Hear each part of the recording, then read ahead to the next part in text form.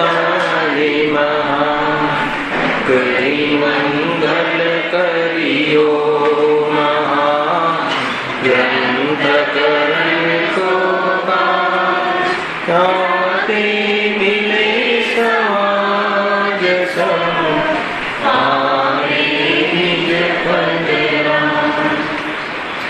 મિથ્યા ભાવથી જે પ્રગટે નિર્ભાવ તે જયવંત સદા એ જ મોક્ષ ઉપાય. આ શ્રી મોક્ષ માર્ગ પ્રકાશક ગ્રંથ છે. બીજા અધિકાર ઉપર આપણે સ્વાધ્યાય ચાલે છે.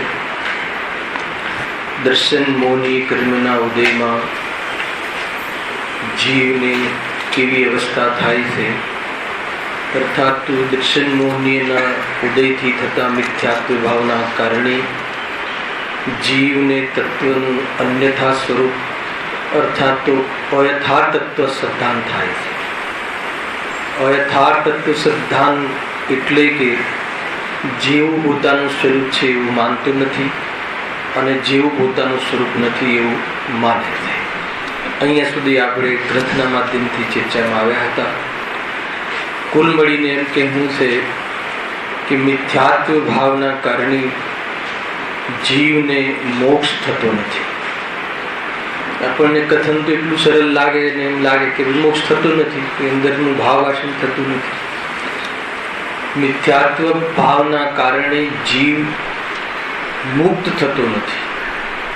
મિથ્યાત્વ ભાવના કારણે જીવ નિર્વિકલ્પ થતો નથી.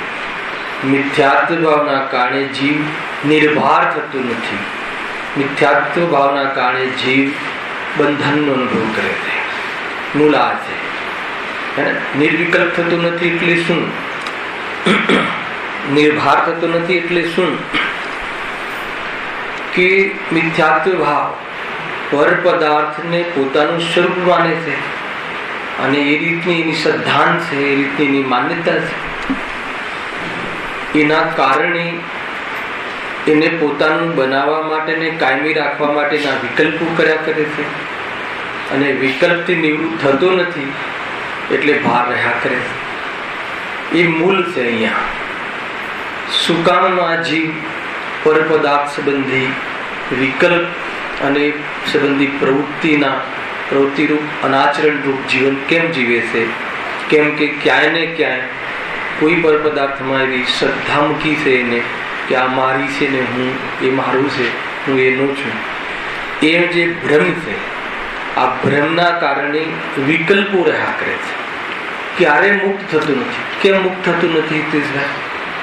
મુક્ત કેમ થતું નથી વિકલ્પથી? કેમ કે એનું થઈ જતું નથી. મૂળ વાત આ છે.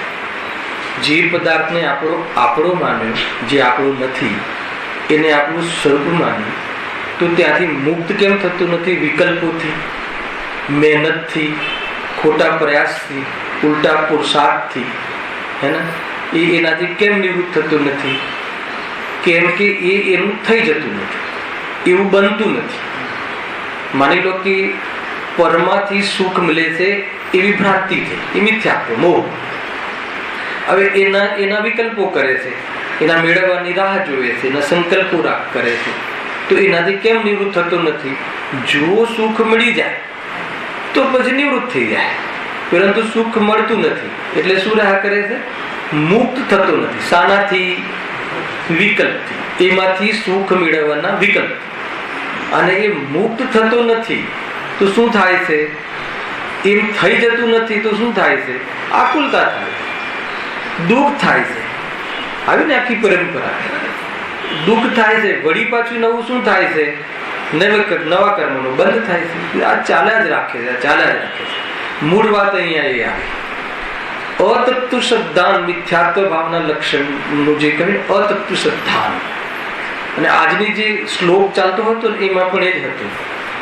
કર્તા કર્મ પણ, જીવ અને પૂદગલ વચ્ચે કર્તા કર્મ પણ છે કે નહીં, એની ભ્રાંતિના કારણે જીવ દુખી રહ્યા છે. જબરજસ્ત બહુ જ ઊંચી ચર્ચા આવી હતી કે જે નિર્મલ પર્યાય છે, નિર્મલ પર્યાય આશ્રમમાં કાંઈ કરતી નથી, અને જે મલિન પર્યાય આશ્રય છે એ નિર્મલ પર્યાયમાં કાંઈ કરતી નથી.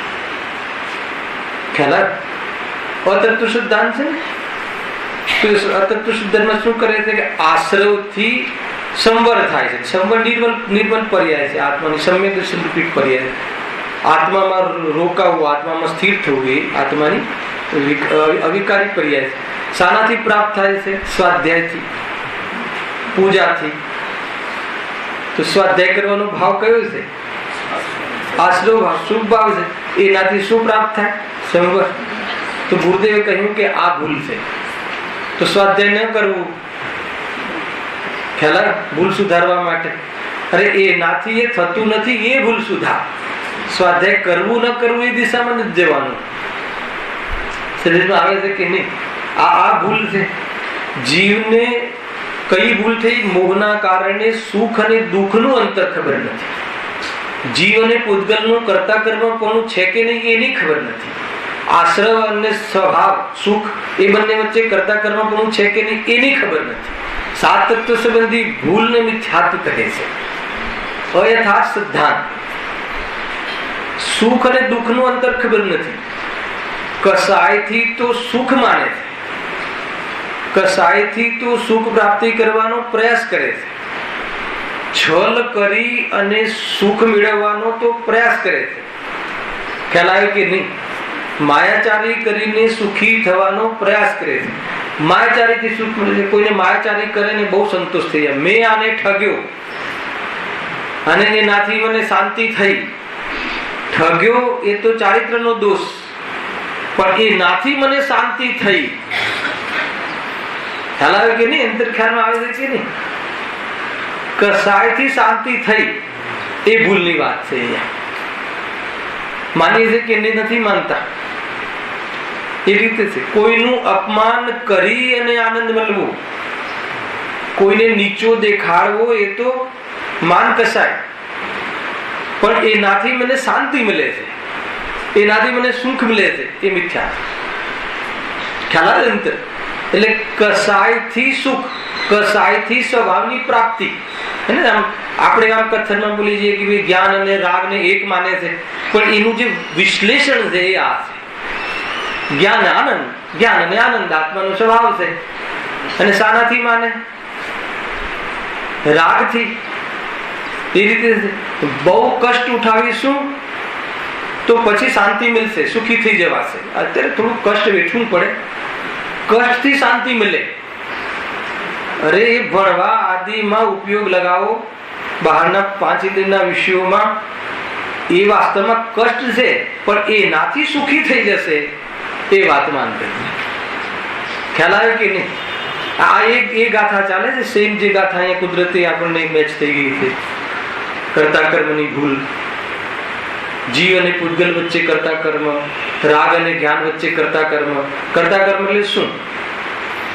રાગથી સમ્યક જ્ઞાન થાય છે, રાગથી સમ્યક દર્શન થાય છે. રાગ એટલે શુભ રાગથી. બહુ કડક વાત સાંભળી છે કે શુદ્ધોપયોગથી આશ્રવનો નાશ થાય છે. આ વ્યવહારના કથન છે. શુદ્ધોપયોગમાં આનંદ મળે છે તો સમજમાં આવે છે. હવે શુદ્ધોપયોગથી આશ્રવ નષ્ટ થાય છે એમ માનીએ તો શું થયું?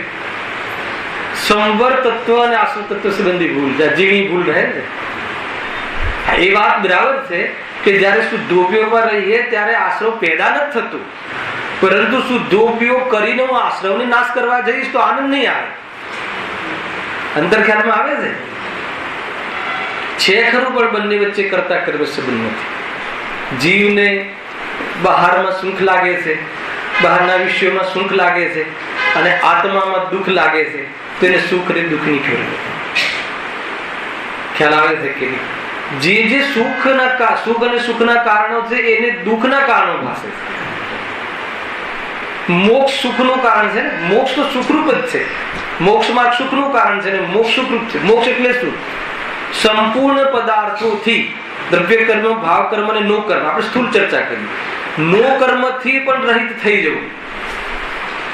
ખ્યાલ આવે છે આનો અર્થ? સામાન્ય ભાષામાં તો ગમે કે દ્રવ્ય કર્મ, ભાવ કર્મ, નો કર્મથી રહિત. નો કર્મ એટલે શું ખબર છે? શરીર આદિ, ધન આદિ એનાથી રહિત થઈ જવું. ખ્યાલ, એની જરૂરત ન પાસવી અને એ વસ્તુનું રહેવું પણ નહીં. એ સિદ્ધ દશા. તો એ સુખ લાગે છે. ધનનો અભાવ થઈ જાય સંયોગમાંથી, એને કોઈ દિવસ સુખ ભાષિત લાગે જીવને? ખ્યાલ આવે કે નહીં? તો એ સુખને અને દુઃખને સમજી શકતો જ નથી.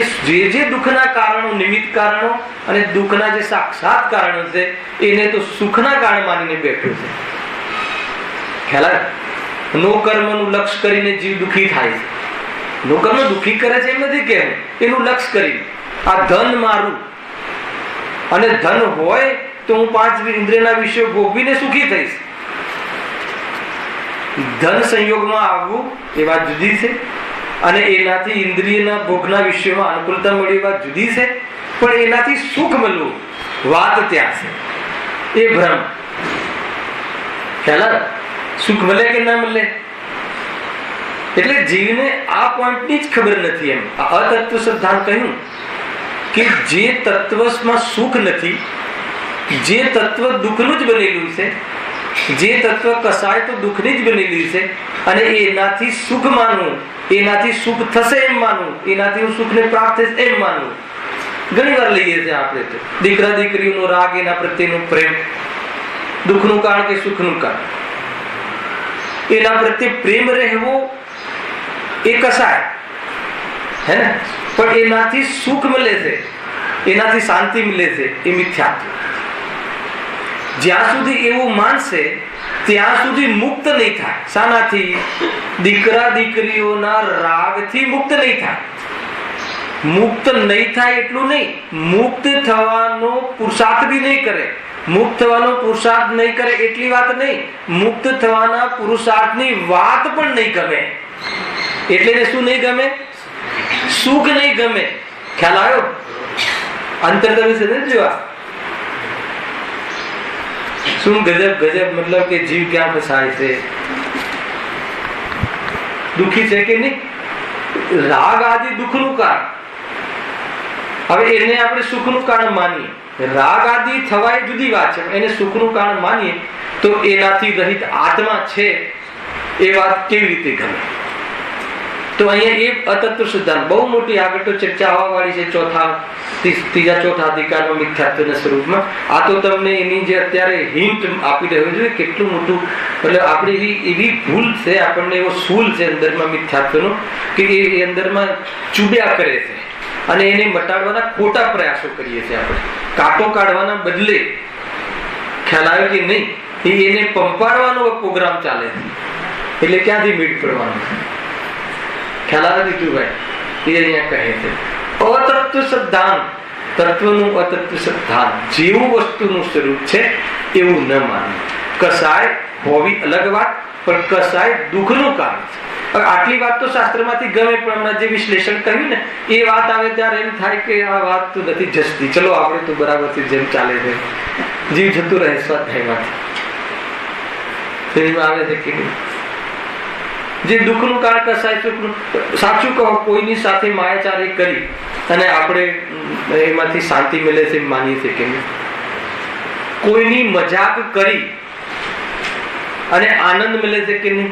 જેટલી બી સિરિયલો અત્યારે ચાલે છે ને, કઈ સિરિયલ કહેવાય ને,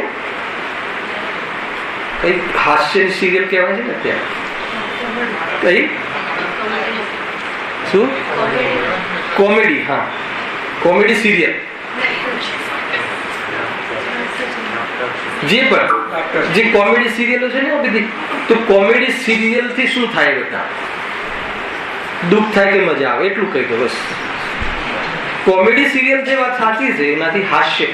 હાસ્ય શું છે? કસા. હવે એનાથી સુખ મળે,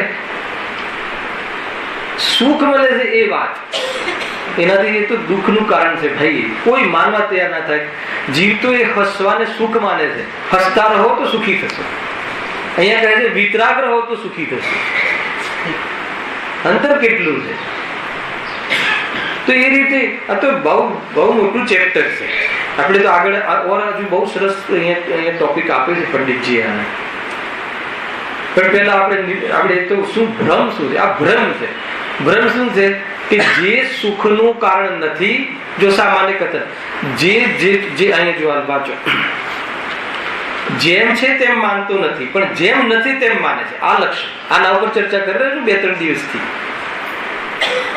કે જેમ છે તેમ માનતો નથી અને જેમ નથી તેમ માને છે. કસાય તો છે દુઃખનું કારણ પણ સુખનું કારણ માને છે.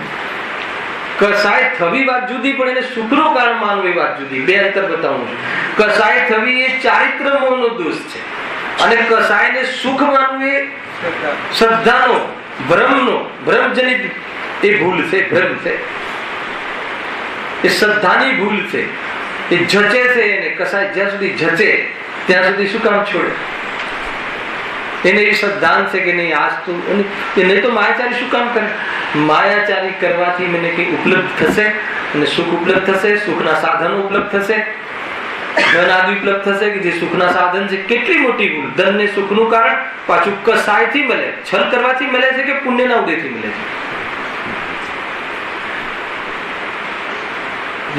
એકદમ આમ શાંત થઈ ગઈ ને સભા. ધન માયાચારીથી મળે છે કે પુણ્યના ઉદયથી મળે છે? આત્માને મળે છે કે સંયોગમાં આવે છે? અને સંયોગમાં આવે છે આપણી ચીજ છે કે આપણી નથી? છે જે આપણી નથી એને હું કરું અને એમાંથી મને કંઈ મળે એવું માનવું, એનું નામ ભ્રમ, મોહ. મિથ્યાત્વના ઉદયમાં અર્થાત તો દર્શન મોહની કર્મના ઉદયમાં મિથ્યાત્વ ભાવના કારણે આ જીવ કોઈ પણ જગ્યાએ છૂટવા માંગતો નથી. કાંઈ ને કાંઈ ત્યાં પોતાનું કર્તવ્ય એને ભાસે છે અને કરવા લાયક માને છે અને એનાથી લાભ બી માને છે અને એના કારણે ત્યાંથી નિવૃત્ત થવાનો પ્રોગ્રામ જ નથી. એનો અર્થ કે મુક્ત થવાનો પ્રોગ્રામ જ નથી. મુક્ત નહીં થાય અને એમાં વિકલ્પો કર્યા કરશે અને વિકલ્પના આધાર ઉપર વસ્તુનું સ્વરૂપ થતું નથી, એવું બની જતું નથી. એટલે અંતમાં શું થશે? અંતમાં દુઃખી થશે કે નિરંતર દુઃખી થશે? આદિ મધ્ય અંતમાં. બહુ સિમ્પલ વાતો છે. આ કઈ હાર્ડ વાતો છે? તરત ખબર તો પડે. શરીરમાં આવે વસ્તુ સ્વરૂપના આધારે નક્કી કરે કે દીકરો કોઈનો નથી, વસ્તુ એકબીજાની નથી, તો એને આનંદ આવે. પરંતુ એ મજબૂરથી કરે તો શું થાય? એ સ્વરૂપ છે ગજબનું. આ મોહનું સ્વરૂપ ગજબનું છે. મોહ ચાલે રાખે છે, મોહ ચાલે રાખે છે, નિરંતર મોહ ચાલે રાખે. બહુ સૂક્ષ્મ પકડવા પણ નથી આવતું. ખ્યાલ આવે છે? માની લો કે અત્યારે આપણે સભામાં બેઠા છીએ, સાંભળી થોડું ચરણાની પણ આવી જશે અને દેહ અને આત્મા બે જુદા છે. દ્રવ્યાનું યોગનું આપણે વાત ચાલે છે અને આપણે આમ ડિચનમાં દુખાવો થાય છે, બરાબર? દુખાવો થયેલો છે અને હાથ આપણામાં આમ ચાલે રાખે છે અને આપણે સાંભળી રહ્યા છીએ કે શરીર અને આત્મા બે જુદા છે. સાંભળીએ તો મોહની આ શરીરને હું એક છે પ્રતીતિ ચાલે રાખે છે. ત્યાં એ મોહ છે, ગજબ છે. એટલે કે આસક્તિ છોડીને તત્વની વાત એટલી સાંભળવી, મતલબ કે એટલી એકાગ્રતાથી કે આ આસક્તિ પણ ઢીલી પડવી જોઈએ. એ છે ખ્યાલ. માન લો કે આપણે બહુ આમ ટેકો લઈને ફર્સ્ટ ક્લાસ છે, જેની તકલીફ છે ખુરશીમાં બેસે છે, વાત જુદી છે. એ તો મજબૂરી છે, બેસવું નથી ને બેસે છે. પરંતુ આમ ટેકો લઈને આપણે માન લો કે પ્રવચન સાંભળીએ તો એ શરીરની અનુકૂળતાનું વેદન કરે છે કે શરીર અને આત્મા બે જુદા છે એનું વેદન કરે છે. આ જીવનો મોહ ત્યાં મોહ ચાલા રાખે છે. એટેન્શનમાં સાંભળવું મતલબ મોહની શરીરની આસક્તિ મંદ પડી અને તત્વ સાંભળવું. ખ્યાલ આવે છે? એર કન્ડિશન જે હોલ બની ગયા હવે સ્વાધ્યાયના બની રહ્યા છે અને બનશે અને બને છે, એ કહે છે કે એ મોહ, જીવો મોહ ચાલે છે. મોહ તાકી પકડમાં આવે છે. મતલબ ઠંડી હવા આવતી હોય હે ને, ભૌતિકતામાં સુખ નથી એ વાત ભૌતિકતાનો અનુભવ કરીને સાંભળવું, એનું નામ મોહ છે. આ કહ્યું એ તો બધા ભૌતિકતા છે. અને ભૌતિક સુખ છે તો આત્માનું સુખ જ નથી. એ નાથી નિવૃત્ત થવાની વાત આવે ને અહીંયા આપણે એસી ના હોલમાં બેસીને ફર્સ્ટ ક્લાસ ઠંડી હવા આવતી હોય અને પછી આત્માની વાત સાંભળવામાં આવે અને તો જ અહીંયા છોકરા સાંભળવા આવે, નહીં તો નહીં આવે, ન આવે તો ન આવે. પણ એ વાત અહીંયા ન હોવી જોઈએ. એ ચરણાની યોગનું વિધાન છે. આવે છે કે નહીં? સ્વરૂપ નથી આ. આપણે શું ઘડના ક્યારે કહેવાય હે ને? એક પંખો નથી ત્યાં જીતુભાઈ. હવે એસી થવા લાગ્યું તો એ ગુરુદેવ ને ખાલી દ્રવ્યાનું જ ગમતું હતું, ચરણાનું ગમતું નતું. એ ધર્મ નથી. એ વાત 100% સાચી છે. પણ એટલો તીવ્ર મોહ હોય, ઠંડી હવા આવતી હોય, ધીરે ધીરે અહીંયા પછી ઓલું વાતાવરણ સુગંધિત કરો. શું કરો તમે? કઈ એ પછી એ છાંટવામાં આવી જશે ધીરે ધીરે. હે એર ફ્રેશર અને પછી તમે કોટેશન બી આપો કે ભગવાનના સમોષણમાં ધીમી ધીમી ઠંડી ઠંડી હવા વહેતી હોય ને ત્યાં સુગંધિત હવા વહેતી હોય. અરે એ તો ત્યાં જે છે એ એમના પુણ્યના ઉદયમાં થવા વાળી એ પ્રકારેની ચૈતન્ય ચમત્કાર ક્યાં પુણ્યનો એ રીતનો અતિશય છે. અહીંયા તો મોહ ઘટવું જોઈએ. ઘરે એસીમાં બેસીએ છીએ વાત જુદી છે, પણ એસી આદિમાં સુખ નથી નક્કી કરવા જ્યાં આવીએ છીએ અને ત્યાં તો એ રીતનું મતલબ કે હોવું જોઈએ જીવન એ રીતનું, તો જ આ પલ્લે પડે. કેટલો વિનય! ગુરુદેવ કહે કે સામે જીનવાણી તમે નીચે લઈને બેસો છો, એમને પોસાતું નથી, ગમતું પણ નથી, છતાં પણ શું કરે? અંદરમાં એટલી મજબૂરી કે ને એટલી જીનવાણી પ્રત્યે એનો મહિમા હાથે એવું છે ને. ચરણાનો યોગ ભૂલીને કસાય ઢીલી ના પડે જ્યાં, મોહ ઢીલો ના પડે જ્યાં. એને મોહ અને આત્મા બે જુદા છે વાત કેવી રીતે સંભળાવી? વાત એ છે ખ્યાલ આવે કે નહીં? મોહ ઢીલો ના પડ્યો હોય અને એમ કહીએ કે મોહ અને આત્મા બે જુદા છે, એનાથી તારું અહિત થશે. ફર્સ્ટ ક્લાસ ઠંડી હવા આવતી હોય અને ત્યાં સાંભળીએ ઠીક નથી. એ ઠીક છે જ નહીં, વિધાન જ ખ્યાલ આવે. બહુ કડક અનુશાસન હતું. આ તો આપણી બધી ઢીલાસ છે એને. ખરેખર તો ગુરુદેવ પ્રવચનના બાકડે બેસે જ નહીં એવી જગ્યાએ. એ તો આપણી ઢીલાસ છે કે આપણે ભલે ચાલુ કરી દઈએ છીએ. ખ્યાલ આવે કે નહીં? જીનવાણી છે આ બધી વાત. અહીંયા આ મોહ છે. મોહ કી ગહેરાઈયા મિલતી નહીં. મોહ કી ગહેરાઈયા, મોહ ગહેરાઈમાં અંદરમાં મોહ પડ્યો છે.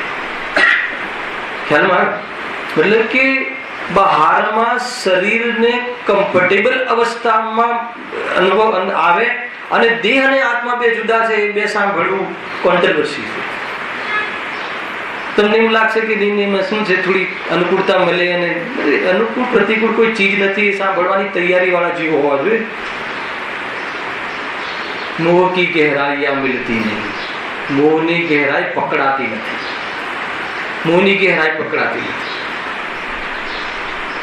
શું કહે? માન લો કે તમે આપણે પગે આમ ભગવાનને પગે લાગીએ અને એક પગ ઉપર આમ થોડું વધારે વજન આપીને કમ્ફર્ટેબલ આપણે લાગે એવું ભારી તો કહે છે કે મોહ છે અંદર. પકડાતો નથી જીવડું મોહ. જીવને ચરણાનો યોગ છે અહીંયા. ચરણાનો યોગ અરે આત્મા ને બે જુદા છે એ વાત મુખ્ય છે ને. એમ આપણને પૂછે સભામાં, બોલો આત્મા ને આ બે ભિન્ન છે એ મુખ્ય છે ને. અને આ બધી જે કસાયની મનતા છે એ આત્મામાં એનો ભાવ છે એ મુખ્ય છે ને. એ વાત કરો ને. એનો અર્થ કે એને તને આ વાત સાંભળવી ગમતી નથી. એનો અર્થ શું? ખાલી તને આત્માની વાત સાંભળવી ગમે છે એમ છે?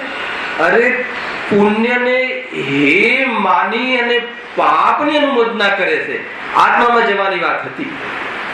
પુણ્યને હે માને અને પાપને ઉપાદેય માને એમ છે નહીં. બીજી એ લાઈનમાં ચાલી રહ્યા છે. તમે તો આ બે બધી કસાયની મનતા છે એ બધું બરાબર છે, એને છોડી દેવું ને મતલબ બરાબર વિનય વિવેક કરવો ને આ બધું એ તો પુણ્યનો પુણ્ય ભાવ છે. અને પુણ્ય અને આત્મા બે જુદા છે, તો પાપ અને આત્મા બે એક છે. એ પુણ્યને હે માને અને બહારનો આચરણ તો જરા પણ સુધરે નહીં અને કે આત્મા જોઈએ છે તો નહીં મળે એમ છે નહીં. ત્રણ કાળમાં નહીં મળે. એ લાઈનમાં નતું જવાનું આપણે. પુણ્યને જયારે હે કહે છે આ રીતેનો ટોન, જયારે પુણ્યને હે કહે છે તો પાપ તો શું કહેવાય? ખ્યાલ આવે કે નહીં? જ્યારે પુણ્યને પણ આત્મામાં અભાવ કહે છે, તો કસાયોને તો આત્મામાં, તીવ્ર કસાયોને તો આત્મામાં શું કહે? સમજમાં આવે? આ રીતની ટોન છે. એ લાઈનમાં જવાનું હતું, આપણે એ લાઈનમાં ઘૂસી ગયા. પુણ્ય તો એ છે, છોડો. જયારે આ રાત્રિમાં ખાવાનું છોડી દેવું, એ બધી વાતો તમારે કરવાની જ નહીં. આત્મા ખાતો નથી, એ જ આપણે તો ગમે છે. સાંભળવું એ ગમે છે, અને કરવું, રાત્રે ખાવું ગમે છે. તો કે એ બંને મેચ નથી, ચરણાનું યુગ નથી. એ ધર્મ સાંભળવાની પાત્રતા નથી. મોહનો ઉદય, મોહ કી કહેરાય. શું કહ્યું એને? આપણને એ બધું રાત્રિમાં ભોજન છોડવાનું, એ ગુરુદેવ કહ્યું રાત્રિમાં તું ભોજન છોડે એનું નામ ધર્મ નહીં. સાચી વાત છે, ગુરુદેવે તો એ જ કહ્યું છે. પણ એ શું કહેવા માંગતા હતા? એટલે રાત્રિમાં ખાવ તો ચાલે, એ પણ એક એવું કહ્યું હતું. અરે રાત્રિમાં ત્યાગ કર્યો છે એ પણ ધર્મ નથી, એ તો કસાયની મર્યાદા છે. એનો અર્થ પણ એમ થઈ ગયો કે કસાય કોઈ બી અપેક્ષા સુખરૂપ નથી. ત્યાં પણ એ કહેવામાં આવ્યું હતું. એ ક્રિયાની ઓરથી સમજાવવામાં આવે છે કે ભાઈ રાત્રિમાં ભોજન આદિ ખાવાનો રાગ તારો ઘટી ગયો છે, રહ્યો નથી એ ટાઈપનો. કસાય તારી મંદ થઈ છે, એનો અર્થ એ. અને કસાય મંદ થઈ છે તો એમાં સંતુષ્ટ નથી જતો. કસાય અભાવ કરવાનો પ્રોગ્રામ ચાલુ રાખજે, એમ બતાવવું હતું. તો આજે જયારે એ તો ધર્મ જ નથી, એનો અર્થ કે તમે ચર્ચા કરો જ નહીં, એની અહીંયા વાત જ નહીં કરો. એનું નામ મોહ, એનું નામ મોહ. ખ્યાલ આવે કે નહીં?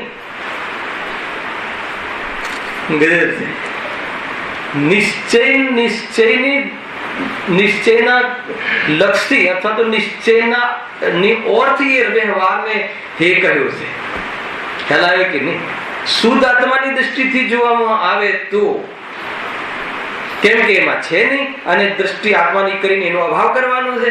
એમ વાત મારે એ બતાવવું છે કે જે વસ્તુ જેવી છે એવી કેમ નથી માનતા. મને બતાવો કે જે આ મહાવ્રત આદિ છે, અણુવ્રત આદિ છે, હે છે 100% હે છે. એમાં તો જરા પણ મને કોઈ એને એમાં કોઈ અવિશ્વાસ છે એવું નથી કહેતું. પણ એ બધું હોય કોને છે? કોને હોય છે? હોય એને હે છે. પેલા એ પ્રગટ થવું જોઈએ ને પછી હે છે. અને પુણ્ય ભાવ તો તને છે જ નહીં, અને તું પાપમાં જ રમે છે. અને પછી કે પુણ્ય હે છે એમ કરીને પાપને પોષે છે. તો એને હે નથી કહેવાતું, એને મોહનો ઉદય કહેવાય. ખ્યાલ આવે કે નહીં? પુણ્ય ભાવ અર્થાત તો કસાયની મનતા હોવી અલગ વાત છે, અને એની કિંમત ભાસે તો મોહ છે. એની કિંમત ન ભાસવી, એનું નામ છે સમ્યક દૃષ્ટિ. પરંતુ કસાય મંદ પણ નથી પડતી. મન નથી પડતી છોડો, પણ કસાયની મનતા પણ ધર્મ નથી એમ સાંભળી, એમ સમજી અને ઉલટો અભિપ્રાય કાઢે. એ મિથ્યાત્વ કયો અભિપ્રાય કાઢે? કે પછી તો ખાવા પીવામાં શું વાંધો છે એ લઈને પકડી લે. તો એને શું કહેવાય? તીવ્ર. શાસ્ત્ર સાંભળીને એને ઉલટો અભિપ્રાય કાઢ્યો, ખોટી માન્યતા એ કાઢી. વ્યવહારમાં ધર્મ નથી એ વાત સાચી છે, વ્યવહાર ધર્મરૂપ નથી એ વાત સાચી છે. પણ કોને? જેને વ્યવહાર હોય એને. ખ્યાલ આવે કે નહીં? એ તો વ્યવહાર જ નથી, તો હજુ તો તું આવે જ નથી વ્યવહારમાં. એના પહેલા ખ્યાલ આવે? ખ્યાલ આવે પ્રભુ? મોહથી શું ચાલે? એને જે ગમે છે ને વિષય કસાય, તો વિષય કસાય ની જ પુષ્ટિ કરે છે શાસ્ત્ર સાંભળીને પણ. વાત કોની સાંભળી? ગુરુદેવની. કસાયની મનતામાં ધર્મ નથી. જયારે મનતામાં ધર્મ નથી તો તીવ્રતામાં ધર્મ છે. તો એ ક્યાંથી લઈ આવે? નામ મોહ. એ ખ્યાલ આવે? તો એ અહીંયા બહુ ઊંચી વાત છે. જીવ ક્યાં ને ક્યાં કઈ રીતે ફસાય છે. એ જીવનો મોહ ચાલે છે, જીવનો મોહ. અહીંયા આપણને કોઈ શરીરની પ્રવૃત્તિ જે છે એમાં આપણને ગમતું લાગે, ગમે તો કે તું મોહ છે. અને આ તો ધર્માયતનું છે. ત્યાં ભૌતિકતા આધુનિકતા ના નામ પર ભૌતિકતા ઘૂસી જશે, એનું નામ મોહ છે. આ વ્યાપક અર્થ કરું છું, વ્યાપક અર્થ. શું કહ્યું? આધુનિકતાના નામે નહીં. હવે તો આધુનિકતા છે, હવે તો આ છે. અરે અહિંસાને નેવે મૂકીને ધર્મ સમજાવું એ બધું મોહના ઉદયમાં સંભવ છે. ખ્યાલ આવે છે કે નહીં? હા, કસાયના અભાવના પહેલા કસાય મંદ થાય છે. કસાય મંદ તો ધર્મ નથી ને, તો તમે એટલું જ સમજાવો ને, તમે એ જ કહી રહ્યા છીએ. પણ એમ સમજી અને તું આત્માની દ્રષ્ટિ ન કરે અને પાપોની દ્રષ્ટિ કરે તો કહે છે કે તું તે અહીંયા પાપ બાંધ્યું, પછી ઉલટા કામ કરે. પકડાય છે આવા. તો કાલ રાત્રે તમારે ફોન આવે, મારું મગજ આ રીતે ચાલવા લાગ્યું, તો ચરણાનું યોગનું કઈ તમે ધ્યાન લેજો. તો ચરણાનું યોગનું નામ સાંભળીને તમને એવું લાગે છે કે બસ ખાવા પીવાની વાત, એમ નહીં. અહિંસા એક પણ એવી પ્રવૃત્તિ ના હોવી જોઈએ કે જે અહિંસાની પુષ્ટિ, જે હિંસાની પુષ્ટિ થાય. વિષય કસાય અને હિંસાની પુષ્ટિ થાય પહેલા. અને એ જ્યાં સુધી હોય ત્યાં સુધી આત્મા અને કસાય બે ભિન્ન છે. એ વાત શું કહે એને એમ જ કહેવું પડે કે પહેલા તું આ બધું કર, પછી તને હું આ સમજાઈશ. તમને ખ્યાલ છે ગુરુદેવે આ વાત ડાયરેક્ટ કેમ કરી ખબર છે? જીતુભાઈ ખબર છે તમને? કેમ કે એમને દિગંબર સમાજ મળ્યો, સાંભળજો તમે. અને અમારા દિગંબર સમાજમાં આ બધું તો પહેલાથી હતું. અમારે ત્યાં એટલું પાલન પોષણ હતું કે તમે અત્યારે તો કઈ જોવા નથી મળતું. અમે જયારે ગામડામાં રહેતા ને ત્યારે ભરતભાઈ આપણા ઘરોમાં હતું જ નહીં બધું, એકદમ પાલન વ્યવસ્થિત. ઘરમાં ઘરની ઘંટીના આટા ને બધું પહેલાથી હતું. હવે એમને જોયું કે આ સમાજ પણ આ વાત છે સાચી, એને કોઈ અપેક્ષા હોવું જરૂરી છે, પણ આમાં જ આ લાગી ગયા છે. તો એમને કહ્યું કે ભાઈ એ બધું પુણ્યના ભાવ છે, એમાં ધર્મ નથી. એ હોવું એ વાત અલગ છે, પણ આત્માને એનાથી આત્માનું કલ્યાણ થઈ જશે એમ નથી. એમ સમજવું, એનું નામ સમ્યક દર્શન. હલાવે કે નહીં?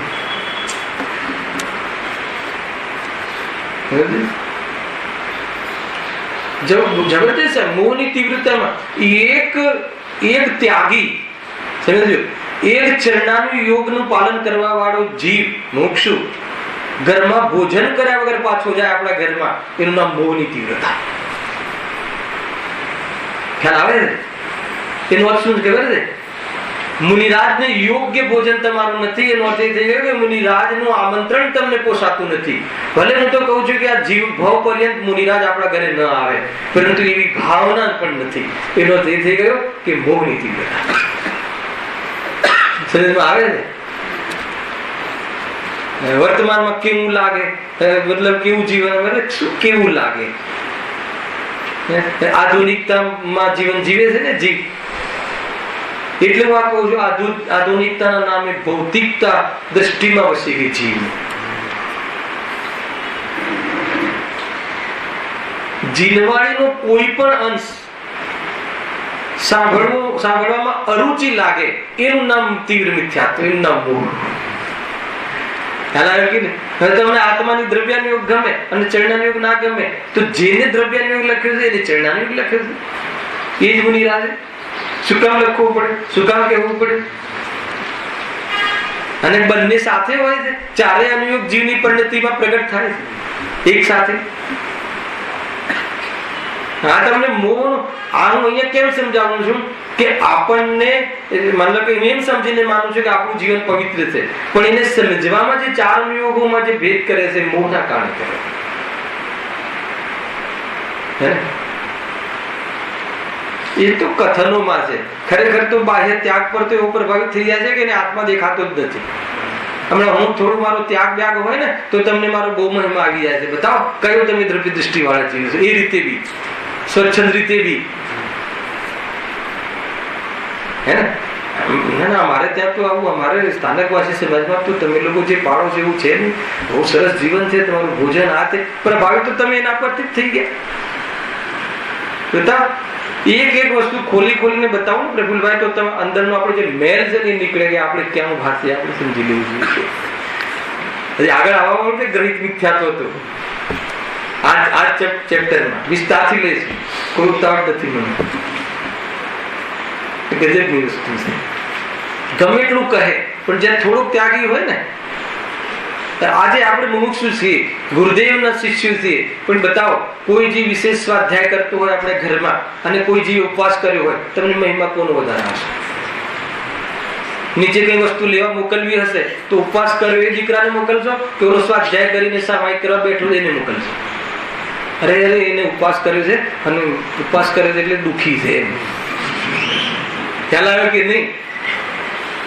ભૂખ્યો છે બિચારો, તું જા એમ. એને ખબર જ નથી, ન વ્રતની ખબર છે, ન કસાયની મનતાની ખબર છે, ન ધર્મની ખબર છે. બધા જ તત્વોમાં ભૂલ છે. એનું નામ મોહ. ખ્યાલ આવે કે નહીં? એ તો જ્ઞાનમાં બુદ્ધિમાં બરાબર અહીંયા સમજી લીધું છે, પણ એનું ભાવ ભાષણ નથી. એટલે એ રીતની પ્રવૃત્તિ કરે છે. આવે છે કે એટલે આ બધી મોહની ગહેરાઈ અંદર ગહેરાઈમાં મોહ પડ્યો છે. એવું મોહ પડ્યો છે કે બોલે ગમે ત્યાં પણ બહારમાં ક્રિયાઓ આતે દેહ અને આત્મા જુદા છે. થોડીક બહારમાં પરિસ્થિતિ હલે તો એવો દુઃખી થઈ જાય, બેબાકડો થઈ જાય, બેચેન થઈ જાય કે હું તો જયારે ગયો પતી ગયું, મારું તો જીવનમાં કઈ રહ્યું જ નહીં. ખ્યાલ આવે કે નહીં? દીકરીના વ્યવસાય તૂટી જાય કે કંઈ પણ થઈ જાય તો એમ લાગે કે જાણે મારું જીવન પતી ગયું. એક બીજી લાઈન તો ખુલે છે ને, હારિકાની શું ચિંતા કરે છે? રાગ ઘટાડવું જોઈએ, રાગનો અભાવ થવો જોઈએ. ધર્મ તો એને કહે છે સમજવા જેવું છે. ટૂંકમાં એને એનાથી કંઈક માન્યું હતું ને કે એને યોગ્ય વર મળે અને સુખી થઈ જાય. વરથી સુખી થાય એમ માનવું, એનું નામ શું છે? મોહ છે. બતાવો, ત્યાં પણ કસાયના અભાવથી સુખી થશે કે વરથી સુખી થશે? સમજમાં આવે છે કે નહીં? તો દીકરા દીકરીઓને કસાયા ભાવ કરવાનો પ્રોગ્રામ બતાવો કે ઓલો પ્રોગ્રામ બતાવો. એટલે સૌથી પહેલા આ બતાવો. સ્વયં પહેલા તો આ પ્રોગ્રામમાં આવું ને, પછી દીકરા દીકરીઓને આ પ્રોગ્રામમાં લગાવો, શીખવાડીને આ જવું. કોઈ વાર સિદ્ધાલયમાં મળી જશે પેલા કે નહીં તો નરકોમાં પાછા પીડાય છે. તે મને આ શીખવાડ્યું, તે મને આવું શીખવાડ્યું, એટલે અહીંયા આવ્યો છું. આજે આસુર દેવતાઓ જે હોય ને યાદ કરાવશે જ્ઞાન જોડ કે તું કે આને તને આ બધું દુકાન મકાન ચલાવીને એમાં સુખ મળે છે કે બેટા આ જ છે તારું કર્તવ્ય. શીખવાડીને તને આત્મા અને જ્ઞાન, આત્મા અને રાગ જુદા છે એનાથી તને વંચિત રાખ્યો કે તું તોડ કે એના શરીરને. આ જ ચાલે છે ત્યાં નરકોમાં. ખ્યાલ આવ્યો? બ્રેડમાં બહુ આનંદ આવે છે, જીવોનો સમૂહ છે. તો કે તને આમ આજ માતા તને ખવડાવતી હતી કે મારો દીકરો રહી ગયો આના વગર, પછાત લાગશે. હે ને? ડબ્બામાં પરોઠા લઈ જાય તો પછાત લાગે, બ્રેડ લઈ જાય તો જરા સ્ટેન્ડર્ડ વાળું લાગે. આના મોહ. આપણા પરિણામોથી તમને કહું ને તો તમને લાગે અરે શું સ્ટાન્ડર્ડ. જીવોની હિંસા થતી હોય અને તું પેટ ભરે તારા સ્વાદ માટે સ્ટાન્ડર્ડ માને, ખાય છે ને પછી પાછું સ્ટાન્ડર્ડ માને છે. એમના મોહ. હાલ આવે છે કે નહીં? એ રીતે છે. ઘણી વાર મને ફીલ થાય, મને એવું લાગે કે આ જીવ સમજે શું છે. અલગ અમે લોકો આપણે પ્રસંગોમાં શું કહેવાય, આપણે શોધનું રસોડું હોય ને ત્યાં છૂટા છવાયા હોય 8-10 15 મારા જેવા, તો મારી સામે લોકો એથી જોયે કે બિચારા દુઃખી છે, ત્યાં તો કેટલું સરસ બન્યું છે. તો એને મને એમ લાગે કે આ શું સમજે છે, આ જીવ એને સ્ટાન્ડર્ડ શું સમજે છે કે એને પેલું સ્ટાન્ડર્ડ વાળું. પાછું નામ બી તમે એવું આપો છો VIP ભોજનાલય. ખ્યાલ આવે કે VIP ભોજનાલય એટલે શું? આજે નામ પડ્યા, આજે એ પડ્યું એ બધું અલગ કરવા પડે છે મુમુક્ષુ સમાજમાં. એકના એને એના ભાવતા ભોજન કરવા માટે ભક્ષ ભાવે તો ભક્ષ, પણ એ સ્વાધ્યાયમાં તો આવશે એમ કરીને તો કે મોહ છે. એને અહીંયા આવે તો એને અહીંયા પ્રમાણે સમજાવો તો ક્યારેક એને ખ્યાલ આવશે કે આ સત્ય છે, તો ઘરે જઈને પ્રયોગ પણ કરશે.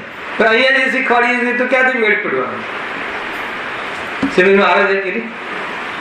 આ મોહ શબ્દ સમજાવું છું તમને. આ મોહ જેમ છે તેમ માનતો નથી.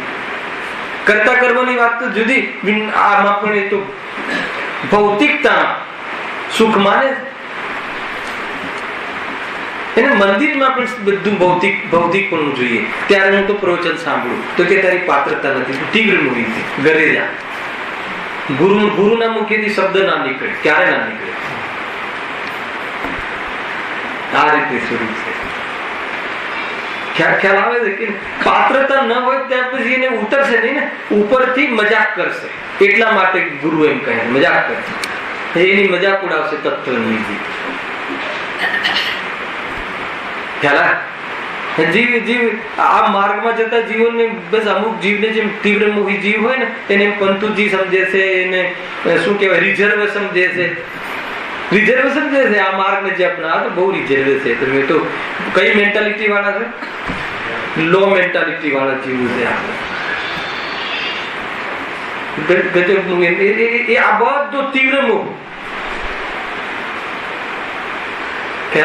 જો વાક્ય સાંભળી લેવું ને એ બહુ સારું લાગે છે, પણ જયારે એને વિશ્લેષણ કરીને આપણા જીવનમાં કોઈ બતાવે ને કે જો આ જો આ જો આ જો, ત્યારે એને લાગે કે અરે નહીં તમે ઓલું બસ આપણે તો પરીક્ષા આપીને પાસ થઈ જવું ઠીક છે. ખાલી કાનનો વિષય બનાવવો ઠીક નથી ભાઈ. એ શ્રદ્ધાનો વિષય, જ્ઞાનનો વિષય. ભેદ જ્ઞાનની કરવત વળી ઉદગલ અને જીવ બે કરતા કર્મ છે. ભેદ જ્ઞાનની કરવત વળી એને જુદા કરી નાખે. અજ્ઞાનના કારણે તો એને ભેદતું નથી, હે ને? ભેદ જ્ઞાન વડે એને ભેદ જેમ સમજ અને અભેદને અભેદની દ્રષ્ટિમાં લે. એ રીતે વિશે અલગ મળે કે ભાઈ આ બધું છે એમાં કાંઈ લાભ નથી. તો મોહ એવું કામ કરે છે ને, એટલી અંદરમાં ઊંડે ઊંડે ઊંડે ઊંડે મોહ એટલો પ્રસરેલો છે. અનાદિના જે સંસ્કાર મોહના પડેલા છે એ તો ખેર ઉપાય તો આ જ છે, વિશેષ સ્વાધ્યાય દ્વારા. પરંતુ એને ખાલી સ્વાધ્યાય દ્વારા એને એ રીતનું શ્રદ્ધાનો વિષય બનાવવો જોઈએ. ખાલી સાંભળીને તો કાન પાકી ગયા, ઉંમરે થઈ ગઈ, કાને પાકી ગયા ને, હે ને? રુચિ પણ નથી આવતી, શેડ્યુલમાં યાદ રહી ગયું, ભૂલ પણ ના પડે. મંદિરમાં આખી ઓલી મેરી ભાવના બોલી દે, ભલે ઉપયોગ બીજે હોય, એટલું રટન થઈ ગયું, એટલું રટન. બીજે જોઈ રહ્યો આખી મેરી ભાવના, એક પણ શબ્દની ભૂલ વગર. એને શું ભાવ વાસના થાય ને શું થાય? આ બધું મોહનું પ્રકરણ. ખ્યાલ આવ્યો? આના અંતર્ગત ઘણા વિષયો છે. અરે આખું તમારી દર્શન કરવાની પદ્ધતિ બદલાઈ જાય.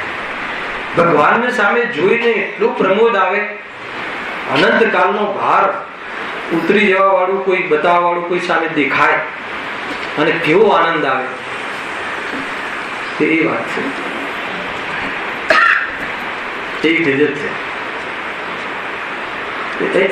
અહીંયાની ભાવમાં વાત કરીએ ચરણાની યુગની, તું કહે કે તમે ચરણાની યુગની વાત કરો છો, અને બીજી સભાઓમાં એમ કહે કે તમે ચરણાની યુગની વાત જ કરતા. તો એને એ બંનેનું બેલેન્સ જ નથી. તો એ વખતે મને વિકલ્પ આવ્યો કે અત્યારે સ્વાધ્યાય તમે સાંભળો છો એ કયું યુગ છે? ચરણાની યુગ છે, દ્રવ્યાની યુગ? તો ચરણાની યુગનું નિષેધનો શું અર્થ છે? કોઈ ચીજનો નિષેધ નહીં. નિષેધ શું? હું જે છું એ નક્કી કરો, એમાં બધાનો નિષેધ થઈ ગયો. જયદેવનો નિષેધ નથી કરવાનો, રાગનો નિષેધ નથી કરવાનો, જ્ઞાનનો સ્વીકાર કરો, એમાં નિષેધ રાગનો થઈ ગયો. ખ્યાલ? મારું લક્ષણ શું છે ને આકુલતાનું લક્ષણ શું છે, બે અલગ કરી. એ રીતે છે. ઘણો સારો વિષય છે. આગળ ખરેખર તો મૂળ ટોપિક હવે આવે છે. હું આજે વાંચું છું, પછી આગળના શનિ રવિ જે 2 જૂનથી આપણું સ્ટાર્ટ થશે નવું સેશન. આજે આ છેલ્લો રવિવાર મે મહિનાનો. જેમ છે તેમ માનતો નથી, પણ જેમ નથી તેમ માને છે. હવે કેવો છે કે જે નથી માનતો એની ચર્ચા અહીંયા કરે છે. જો અમૂર્તિક પ્રદેશોનો પુંજ, પ્રસિદ્ધ જ્ઞાનાદિ ગુણોનો ધારક, અનાદિ નિધન વસ્તુ પોતે છે. જે પોતે આત્મા, પરિચય નથી ને આપણને તો પરિચય કરાવે. હું પોતે, હું કોણ છું? ક્ષેત્રથી શરૂઆત કરી. અમૂર્તિક પ્રદેશોનો પુંજ, આપણું ક્ષેત્ર. અમૂર્તિક પ્રદેશ, પ્રદેશ એક ક્ષેત્ર સૂચક છે, એટલે પ્રદેશ યુનિટ એક ક્ષેત્રને બતાવે. તો મારું ક્ષેત્ર કેટલું છે? તો અમૂર્તિક પ્રદેશ જ્યાં જેટલા છે મારા, એ મારું ક્ષેત્ર છે. તો અમૂર્તિક પ્રદેશનો પુંજ પહેલા કેમ કહ્યું અહીંયા? કેમ કે કોઈ બી વસ્તુની હયાતી બતાવી હોય તો પહેલા એનું ક્ષેત્રથી જલ્દી ખબર પડે, એક. અને બીજું કે અમૂર્તિક છે. અમૂર્તિક કહીને બતાવી દીધું કે જેવી રીતે માઇક તમને દેખાય છે, જેવી રીતે થાંભલો તમને દેખાય છે, એવી રીતે આત્મા નહીં દેખાય. અમૂર્તિક એટલે શું? કે જેનામાં સ્પર્શ રસ ગંધ વર્ણ નથી, એ અમૂર્તિક. સ્પર્શ રસ ગંધ વર્ણ હોય ઇન્દ્રિયોના જ્ઞાનનો વિષય બને છે, પણ સ્પર્શ રસ ગંધ વર્ણ નથી, એ અનુભવનો વિષય છે. એટલે આત્મા ઇન્દ્રિયોથી નહીં દેખાય, આત્મા ઇન્દ્રિયના લક્ષવાળા જ્ઞાનથી નહીં દેખાય. આત્મા ઇન્દ્રિયનું લક્ષ્ય છોડીને ફિલિંગ્સ કરીશ તો તને આત્મા તને જણાશે. અહીંયા એ પણ એ જોડે જોડે કહી દીધું. ખ્યાલ આવે કે નહીં? અમૂર્તિક પ્રદેશોનો પુંજ. હવે જ્યારે એનું ક્ષેત્ર છે તો પછી ખાલી છે, તો અહીંયા કહે છે કે પ્રસિદ્ધ જ્ઞાનાદિ ગુણોનો ધારક. શબ્દ કયો નાખ્યો? પ્રસિદ્ધ. જ્ઞાનાદિ ગુણો, જ્ઞાનથી એની પ્રસિદ્ધિ છે, એ એની નિશાની છે. ખ્યાલ આવે? એ એનું લક્ષણ છે. એનાથી એ નિરંતર પ્રસિદ્ધ થાય છે, એનાથી નિરંતર ખ્યાલમાં આવે છે કે આત્મા છે. એને લક્ષણ બાંધ્યું, નિશાની. નિશાની હમણાં આવ્યું ને ગાડીમાં, ઓલા અમારા બાઈ લાલ દોરી બાંધી લાકડીની. આ શું કામ બાંધી છે? આ દોરી હે ને, કે આ બાની લાકડી છે એ નક્કી થાય, એ નિશાની છે. ખ્યાલ આવે? 4-5 લાકડીઓ હોય તો એક લાલ દોરી બાંધી દીધી, એની નિશાની થઈ ગઈ. તો એ 4 લાકડીમાંથી અલગ લાકડી પડી ને, એ નિશાનીથી, એ જ્ઞાન નિશાનીથી અલગ પ્રસિદ્ધ થયો ને. જ્ઞાન નિશાની છે, એ દોરી બાંધવી પડે. આ તો અનાદિ અનંત છે. જ્ઞાન અનાદિ, હર સમય જે જ્ઞાન થાય છે એ તું છે. રાગનું પણ જ્ઞાન થાય છે એ તું છે. રાગ થાય છે તું નથી. રાગનું જે જ્ઞાન થાય છે એ તું છે. તો એ નિશાની, એ નિશાની ખબર પડે તો એ પોતાનો પરિચય થયો. ખ્યાલ? એ પરિચય છે. તથા મૂર્તિ ક્યાં આવે? જ્ઞાનાદિ ગુણોનો ધારક. એ થઈ ગયું, એ પેલા થઈ ગયું ક્ષેત્ર, પછી થઈ ગયું ભાવ, પછી અનાદિ નિધન વસ્તુ. અનાદિ નિધન એ કાળ. કાળ અપેક્ષા ત્રણેય કાળે. ત્રણેય કાળે, હા ત્રણેય કાળે. મારો નાશ નથી થતો કે નાશ નથી થતો. હે ને? શરીર જતું રહે તો પણ નાશ થતો નથી. અનાદિ નિધન વસ્તુ, પોતે, ફર્સ્ટ પર્સન, હું. એ હું, એ દ્રવ્ય. એટલે દ્રવ્ય ક્ષેત્ર કાળ ભાવ બતાવ્યો કે હું જે પોતે છું એવો જે હું છું, એ કેવો છું? અમૂર્તિક પ્રદેશોનો પુંજ છું. જ્ઞાનાદિ ગુણોથી પ્રસિદ્ધ જ્ઞાનાદિ ગુણોનો પુંજ છું. પછી અનાદિ નિધન છું, એવો હું આત્મા. આ આત્મા અત્યારે હું વાંચી જ લઉં છું, પછી આનો ઓર ખુલાસા કરીશ. જુઓ. તથા મૂર્તિક પૂતગલ દ્રવ્યનો પિંડ પ્રસિદ્ધ જ્ઞાનાદિ રહિત. મૂર્તિક પૂતગલ દ્રવ્યનો પિંડ, એને મૂર્તિક જે સ્પર્શ ગંધ વિંડ છે મૂર્તિક, એ પૂતગલ દ્રવ્યો, એ બધા દ્રવ્યો, એનો પિંડ, આ સ્કંદ, આ જે છે ને આ ટેકરો, પૂતગલ દ્રવ્યનો પિંડ પ્રસિદ્ધ જ્ઞાનાદિ થી રહિત. ખ્યાલ? અહીંયા એમ ન કહ્યું કે સ્પર્શ ગુણાદિ થી સહિત, કે આપણે તો ભેદ જ્ઞાન કરાવવું છે ને. મારો ગુણ એનામાં નથી, જ્ઞાનાદિ થી રહિત, મારી નિશાની એનામાં નથી, મારું લક્ષણ એનામાં નથી, મારો અંશ એનામાં નથી, મારી કોઈ ચીજ એનામાં નથી, મારી કોઈ ચીજ એનામાં નથી ને મળતી આવતી નથી. તો પછી મારો હોઈ શકે એવું કઈ રીતે? બરાબર છે? પ્રસિદ્ધ જ્ઞાનાદિ થી રહિત નવીન જ જેનો સંયોગ થયો છે. આ નવીન સંયોગ થયો છે, જે હમણાં સંયોગ થયો છે, એ હું કેવી રીતે હોઈ શકું? સંયોગી પદાર્થ છે. આ નવીન જેનો સંયોગ થયો છે એવું શરીર આદિ પર છે. પર છે એટલે એ હું નથી. આ સ્વપરનું ભેદ વિજ્ઞાન કરાવ્યું. જેને આ હું સ્વપરનું ભેદ વિજ્ઞાન નથી, જેને આ બંનેનું જુદાપણું ભાસતું નથી, એને મોહ કહે છે. તું તો અનાદિ નિધન છે, તું તો જ્ઞાન વાળો છે. ખ્યાલ? તું તો અમૂર્તિક છે, અને શરીર તો મૂર્તિક પ્રદેશોનો પુંજ છે. મૂર્તિક પૂતગલ પિંડોનો પ્રદેશોનો પુંજ છે. પછી શું છે? જ્ઞાનાદિ ગુણોથી રહિત છે, હમણાં આવ્યો છે, અને તું કહે છે કે મારું છે ને અમે બે એક છીએ. ખ્યાલ આવે કે નહીં? તો કે તારો આ સ્વ અને પરદ્રવ્યોના વિશે જે ભૂલ, અને હવે આગળ સ્વ અને પરના ભાવ વિશે આ બે થોડી ટિપ્સ આપી દઉં. 15 દિવસ સુધી તમને આ ઉપયોગમાં રહેશે, કામમાં આવી છે. જુઓ આગળ જુઓ. એના સંયોગ રૂપ નાના પ્રકારના મનુષ્ય તિરંજાદી પર્યાયો હોય છે. તે પર્યાયોમાં મૂળ જીવ અહમ બુદ્ધિ ધારી રહ્યો છે. આનું નામ મોહ. આ નવીન જે સંયોગો થયા છે, જે નવીન પર્યાયો પ્રાપ્ત થાય છે, એના સંયોગ રૂપ એ શું છે? મનુષ્ય તિરંજાદી પર્યાયો છે. એમાં શું કરે છે? અહમ બુદ્ધિ પ્રાપ્ત પર્યાયમાં તન્મય થઈ જાય છે. જેવી મળી જેવી પર્યાય મળી એવી પર્યાયમાં તન્મય થઈ જાય. આ જ હું છું. એને ગમવા લાગે છે, એને અહમ થવા લાગે છે. આ સિવાય અમારું બીજું કોઈ સ્વરૂપ જ નહીં. છે કે નહીં સંયોગ શરીરમાં? શરીર છે કે નહીં સંયોગમાં? આ છે ને. એ મૂર્તિ છે કે નહીં? આ છે ને. પરંતુ તારું સ્વરૂપ નથી. આ તો કહે છે કે એને પોતાનું સ્વરૂપ માને છે. અહમ બુદ્ધિ એને ધારણ કરે છે. એ રીતનું અહીંયા કામ કરે છે. હવે આગળ જે પર્યાયો પામ્યો હોય તેને જ પોતાપણે માને છે, તથા એ પર્યાયમાં પણ જે જ્ઞાનાદિક ગુણો છે તે તો પોતાના ગુણ છે, અને રાગાદિક છે તે પોતાને કર્મ નિમિત્તથી ઔપાધિક ભાવ છે. વળી વર્ણાદિક છે તે પોતાના ગુણો નથી, પણ શરીર આદિ પૂતગલના ગુણો છે. બહુ મોટી વાત છે આમાં. શું કહ્યું કે વળી જે પર્યાયોને પ્રાપ્ત થયો છે, કઈ પર્યાયને? તિર્યંચાદી પર્યાયને પ્રાપ્ત થયો છે, એમાં 3 ચીજ બતાવે છે. કઈ?